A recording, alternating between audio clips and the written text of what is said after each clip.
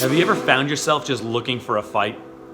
Maybe you were the type of person in high school that maybe found yourself in a scruffle or two. Maybe you're the type of person that you're always looking for the debate, always looking for the argument, always looking to prove yourself right and prove somebody else's point wrong.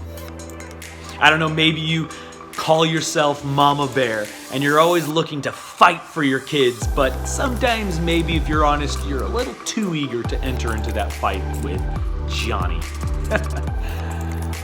Well, Paul writes this letter, and he's writing it to a group of Roman citizens, and we call the book Romans, or we call the letter Romans, and he's writing to a people, he's writing to a culture that was built on fighting. It was built on war. It was built on conquest.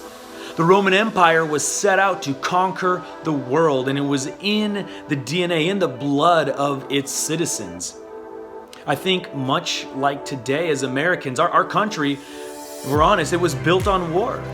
Our freedoms that we have, they came through war.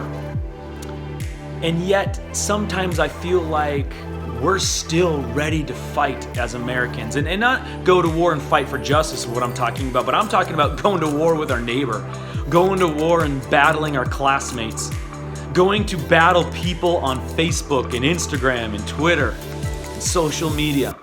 We're ready to fight, I think, often at the drop of a hat. But as Paul is writing this letter to these Roman citizens, he writes something super interesting right in the middle of it. He says, look, as much as it is up to you, as much control that you have over it, live in peace with everyone. I was reading that the other day and I was super convicted because it was this idea of everyone. As Paul is writing to these Roman Christians, he's telling them, look, live at peace with everyone, not just at peace with other Roman citizens, right? Not just at peace with people who agree with you, not just at peace with people who are on the same political line as you, not just people who are on the same social or ethnical line as you, not just living at peace with even the same people who are at the same religious level as you or same ethical level as you. He says, as much as it is up to you, live at peace with everyone. This was the mantra of Jesus. This was the call of the kingdom of God, was to love God and to love your neighbor as yourself.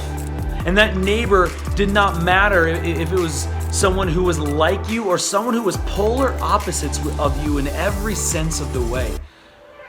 That the signal of a follower of Jesus is that they live peacefully, that they love one another. And church, we need to step into that role of being peacemakers. Making peace where we go. And it doesn't mean that we roll over it. It doesn't mean that we don't hold the truth of the gospel up. But there are ways to hold the truth of the gospel up in a peaceful way or in a combative way. The Pharisees were trying to hold the peace of the Torah up, but they were so combative that when they did it, that they literally were putting people to death who did not believe the way that they believed and did not hold true to the Torah the way that they felt that they should be held true to the Torah. And we can do the same thing today as Christians. I want to challenge you to not go looking for a fight, but go looking for an opportunity to bring peace into a situation.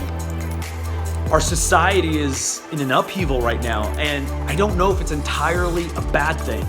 I think there's a lot of conversation that is happening now that needs to happen, but our motive has to be to bring peace into these situations. Church, let's be known for bringing peace into this world and not being combative in this world. I love you guys. Have a great week.